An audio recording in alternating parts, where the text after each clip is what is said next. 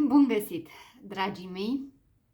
Cuvântul cheie pentru următoarele ore este răbdare. Răbdare, echilibru, temperanță în tot și în toate, dar mai ales la locul vostru de muncă. Se pare că trebuie să echilibrați o situație, chiar dacă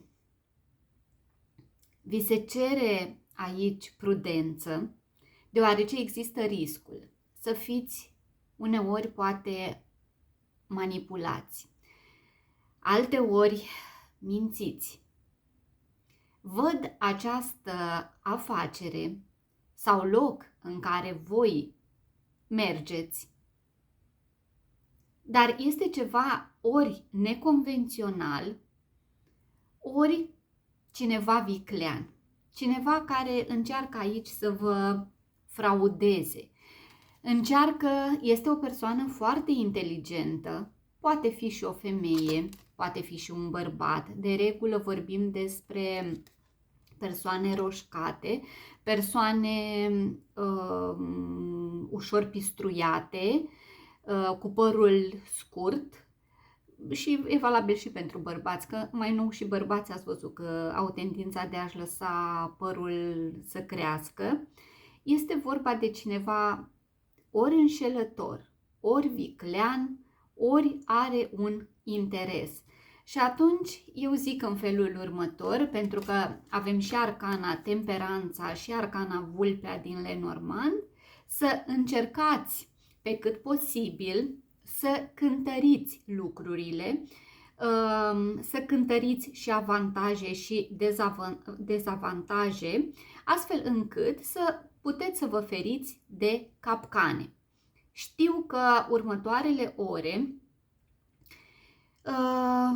în următoarele ore nu toată lumea va fi la serviciu, fiind weekend.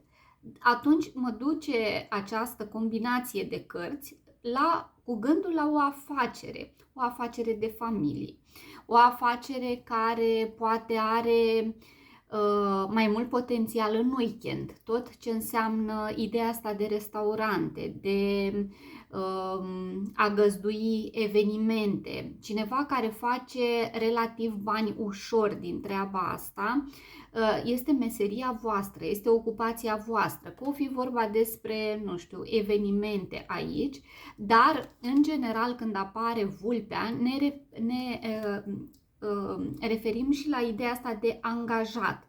Deci poate să fie o dispută cu un angajat, poate să fie vorba aici despre un angajat care este nemulțumit de ceea ce probabil voi îi oferiți. Sau dacă sunteți voi angajații, atunci e ceva aici și văd mult foc și apă. Dacă sunteți în zodii de foc, adică berbec, leu, săgetător, sau apă, scorpion, pești, rac, cu precădere pentru voi ziua de mâine, se poate prelungi și pentru duminică, să aibă acest impact. Ar mai fi aici o chestiune privitor la voi. Eu văd că voi aveți această inimă mare, dar poate nu este un moment bun să o arătați celorlalți. Eu cred că mâine este un moment bun să reechilibrezi cumva balanța, această balanță în favoarea ta și să fii bun cu tine. Arhanghelul Mihail vine și te protejează de toată această manipulare, de toată această capcană, cineva șiret. Poate că ai anumiți dușmani, pot apărea tracasări la locul de muncă și aș mai vedea o chestiune aici. Asta ăsta este un aspect important legat de starea voastră de sănătate. În cazul în care ați fost și ați cerut opinia unui medic, ar fi bine să vă duceți și să mai cereți opinia și unui alt specialist, pentru că aici poate fi o greșeală, poate fi un diagnostic greșit.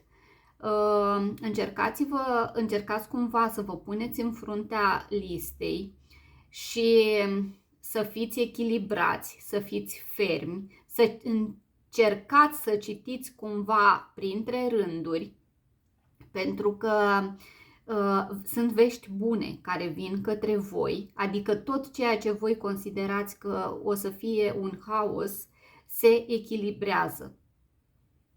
Și în cazul acesta al sănătății aș vedea o veste bună. Cea de-a doua părere poate să vă dea speranță.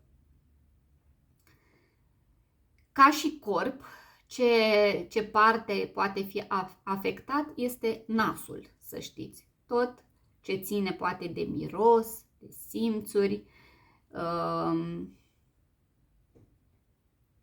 și cam asta, da, cam asta aș vedea. Apropo cu firea voastră și cu inima voastră mare, mâine poate că n-ar fi rău să încercați să spuneți un nu categoric acelor persoane care cam profită de firea ta bună. Asta aș vedea aici, dar o să aprofundăm imediat să vedem despre ce este vorba.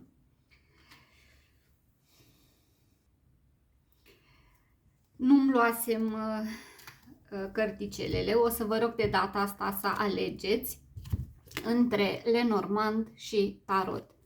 Acesta este pachetul de Lenormand pe care îl voi folosi astăzi în etalare. Acesta este pachetul de Tarot. Bun, ar fi trebuit să vă arăt, da, așa este. Tarotul și imediat și Lenormandul. O să începem cu cărticele Lenormand și să vedem despre ce este vorba. Mâine, 14 ianuarie, cred că în sfârșit se vede clar și mulțumesc, Cristi, pentru ajutorul tău necondiționat. El a observat că imaginea era în oglindă, eu recunosc că nu mă pricep deloc la lucrurile astea și acum mă minunez și mă bucur că se vede bine și eram nevoită să le pun invers. Hai să vedem cum stați voi cu răbdarea și despre ce este vorba. Văd aici, deci trebuie să ținem cont neapărat și de arcana vulpea, da? Și avem aici cartea. Tot o șiretenie, tot o fraudă, ca și cum ar fi vorba despre o fraudă ascunsă. Vi se dezvăluie ceva. Sau voi aflați chestia asta? Este o afacere care nu e spre bine sau în cazul în care ați început o relație și vedeți ceva schimbat la partenerul vostru sau partenera voastră după caz, mare atențiune aici, atenționare că posibil să fie o a treia energie, ori pe care omul ăsta o ține cumva ascunsă, ori un alt secret care poate fi legat de niște acte, de niște documente legale, hârtii, afaceri. Poate că mâine găsiți un secret într-o carte. Ceva scris, poate să fie un mesaj pe care să-l descoperiți. Poate să fie un mesaj pe telefon, pe rețele de socializare, poate să fie o scrisoare, o notificare, o înștiințare sau chiar niște bani într-o carte. Acum parcă îmi și imaginez cum v-a apucat tot și căutați prin casă. Mi-am adus aminte de ceva, dar nu vă povestesc asta. Cu bani într-o carte, pe cuvânt. Mâine cred că dacă stați și căutați bine prin niște hârtiuțe, poate că sunt niște bani puși chiar de voi, undeva, să-i păstrați și ați uitat de ei. Îi descoperiți mâine, să știți. Șanse mari sunt aici că va aduce echilibru. E o veste așa la care nu vă așteptați. Nu-mi place ideea asta, să știți, mai ales că următoarea arcană este coasa și secretul. Simt așa, muncă mai puțină, ori ceartă cu o persoană mincinoasă, ori o persoană vicleană vă creează probleme, poate chiar o durere, sau, Doamne ferește, o fraudă rapidă. Poate fi să vă fure ceva, să vă fure din geantă, să vă fure portofelul. Aveți grijă cum lăsați, nu știu, cheile de la mașină, telefon. Deci e o fraudă, dar e ceva care se întâmplă așa rapid. De asemenea, aflarea unui secret, da?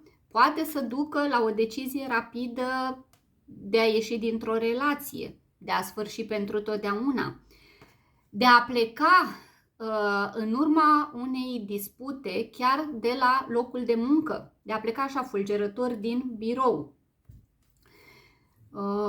Ce mai poate fi aici? Mai poate fi vorba și despre un abuz și ăsta tot la locul de muncă, poate să fie și între doi parteneri, în cazul în care există foarte multă pasiune pe latura asta fizică, da? Aș vedea că se lasă la propriu cu scânteie, adică e de rău. Aflați ceva sau nu știu, ceva nu vă convine, văd o lecție destul de dură, pot fi amenințări aici, poate fi un polițist, să știți, vulpea și biciul, vai. Să știți că eu mai văd aici ceva.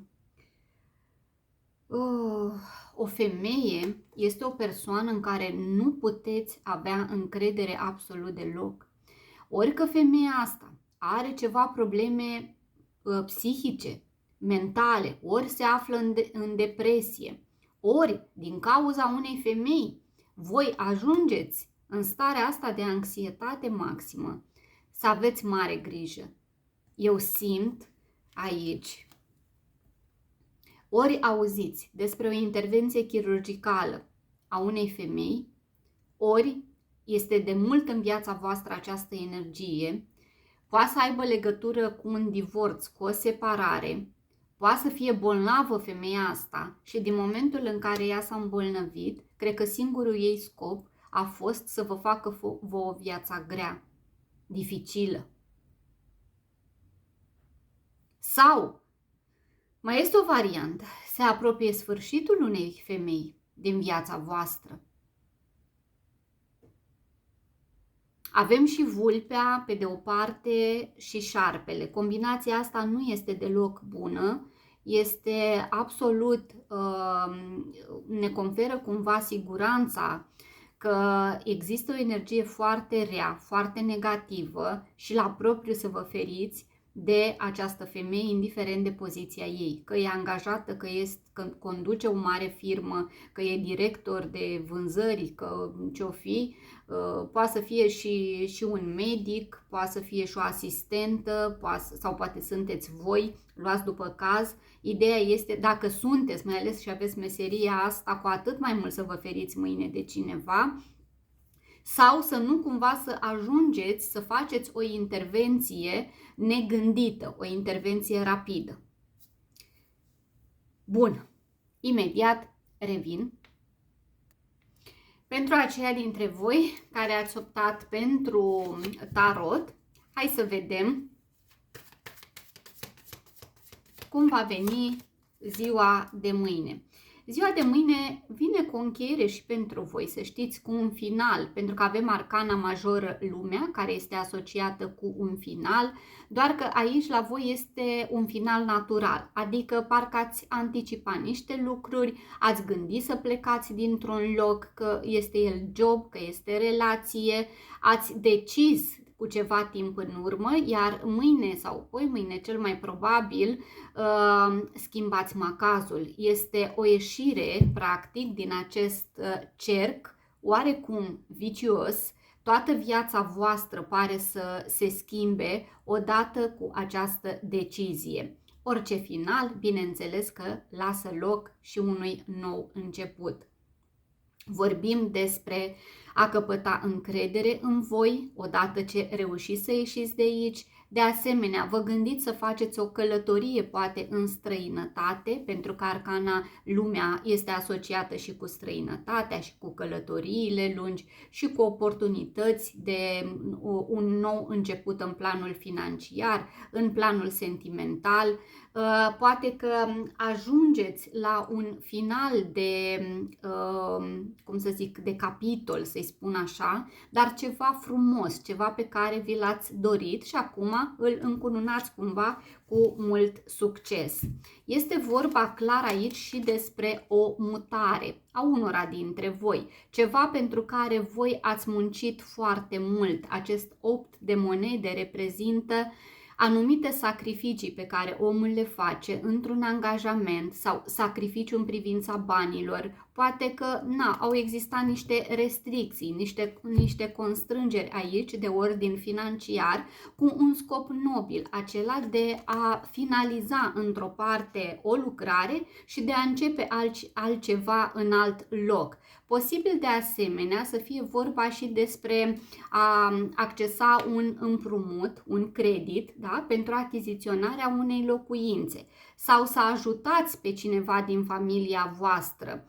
Poate să aibă legătură de asemenea cu o moștenire, cineva care și-a încheiat aici pe pământ acest ciclu firesc și care vă dă vouă această oportunitate. Nu știu dacă se întâmplă exact mâine acest eveniment sau doar purtați niște discuții. Clar vine această ofertă către voi și este o ofertă reală, adică palpabilă, ceva asumat. Cineva își asumă aici niște responsabilități, ori în relația voastră aveți compatibilitatea aceasta, cineva revine, cineva realege, cineva simte de data asta că vrea să facă lucrurile până la capăt, cu multă asumare. Stați așa, vă și văd, față în față cu persoana respectivă, da? Punând bazele a ceva concret, ceva solid. Avem monedele, zodiile de pământ, pragmatism, siguranță și multă încredere. Și aici un adevăr, într-adevăr și pentru voi, un adevăr iese la iveală, o claritate și, da, pentru că avem și arcana lumea și asul de spade, ambele ne vorbesc despre a avea acces la o informație corectă, la o informație care să vă arate vouă calea, ori că mergeți și cereți aceste informații de la cineva în măsură să vi le dea, pentru că informațiile astea sunt lămuritoare și vă ajută pe voi să luați decizia potrivită într-o situație critică. Asta aș vedea și asta se întâmplă exact mâine, adică foarte rapid. O schimbare de mentalitate, poate să fie vorba aici despre hotărârea voastră de a începe un anumit curs, poate să fie curs de dezvoltare personală, ceva să participați, niște lecții, ceva ce vă ridică vouă nivelul intelectual. Parcă simt această vibrație, doriți această elevare spirituală, creștere, accesul la informații, ceva nou, tot ce ține de puterea inteligenței. Bun, foarte, foarte frumos și pentru voi și sper să fie la fel de real și adevărat și să vă, cum să spun, să vă regăsiți cât mai mulți în această situație, pentru că este o energie foarte bună, o energie care simt că de mult a stat așa pe lângă voi, dornică să intre, să vă conectați cu ea, dar parcă tot ați amânat-o, i-ați cam pus voi bețe în roate. Mâine se întâmplă și lucrul acesta. Cam asta văd, dragii mei, în speranța că v-a fost de folos. Vă mulțumesc, pe mâine!